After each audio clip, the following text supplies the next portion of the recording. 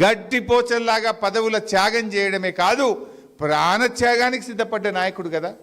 నిమ్స్ ఆసుపత్రిలో ఆయన ఉన్నప్పుడు ఓ రోజు నేను పోయి, డాక్టర్లు వచ్చి నా క్లాస్ మీకుడు, మేమందరం అడుంటే మీ ఇష్టం పోయి, ఆయన సోడియం లెవెల్స్ తగ్గుతుంది, క్యాల్ పోతుంది, ఆయన కిడ్నీలు ఫెయిల్ అయిపోతాయి, తర్వాత ఏం చేసినా మనిషి చేయికి రాడు, మనిషి మర్చిపోతున్నాడు, గుర్తుపట్టలేడు, కిడ్నీలు ఫెయిల్ అయిపోతాయని డాక్టర్లు వచ్చి రూమ్లో మా క్లాస్ వీక్తుండ్రు.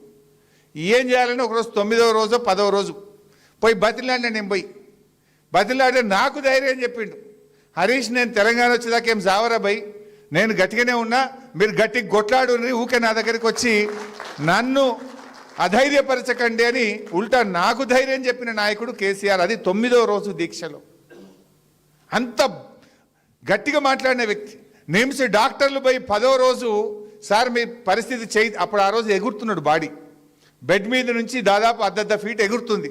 ఇట్లా దొరకబట్టి, ఇద్దరు కాళ్ళు దొరకబట్టి, ఇద్దరు చేతులు దొరకబట్టి, ఓ నడుము దొరకబడితే తప్ప బాడీ ఆగుతలేదు, అది ఇట్లా ఎగురుతుంది మంచం మీద.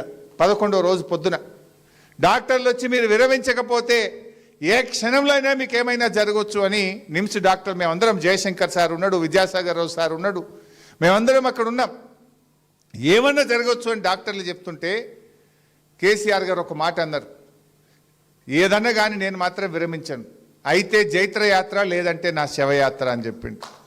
నా శవం మీద తెలంగాణ జెండా కప్పండి తప్ప నేను విరమించే ప్రశ్నే లేదు అని ఆయన మాట్లాడుతుంటే నా కళ్ళల్లో నీళ్లు రాలినాయి ఆ రోజు. అది కేసీఆర్ పోరాటం. ఎవడో మూర్ఖుడు ఏదో మాట్లాడుతున్నాడు కళ్ళ ముందు, ఆ రోజు మా అందరి ముందు ఇంకేమో అయిపోతుంది, ఎప్పుడైనా ఏమైనా జరగచ్చు అన్నంత టెన్షన్లో ఉన్నటువంటి రోజు. నా శవం మీద తెలంగాణ జెండా కప్పండి అని మాట్లాడినటువంటి నాయకుడు కేసీఆర్. అది త్యాగం. పదవులే కాదు, ప్రాణత్యాగానికి కూడా చివరి అంచుల దాకా పోయి వచ్చినటువంటి నాయకుడు. ఇలా కొంతమంది ఆయన అనారోగ్యంగా ఉండడానికి కొంతమంది ఏదో వికృత ఆనందం పొందుతుంటారు. వాస్తవానికి ఆయన ఉద్యమంలో కావచ్చు, ఆమరణ దీక్ష వల్ల కావచ్చు, ఒక 10 ఏళ్ల ఆయుష్ తగ్గించింది. ఆయన ఎప్పుడు కూడా ఆరోగ్యాన్ని లెక్క చేయకుండా రాత్రింబవళ్ళు ఉద్యమంలో కష్టపడ్డాడు. 11 రోజుల దీక్ష వల్ల ఆరోగ్యం కొంత ఎఫెక్ట్ అయింది. కానీ దేవుడి దయ వల్ల, తెలంగాణ ప్రజల ఆశీస్సుల వల్ల ఇవాళ చాలా ఆరోగ్యంగా ఉన్నారు.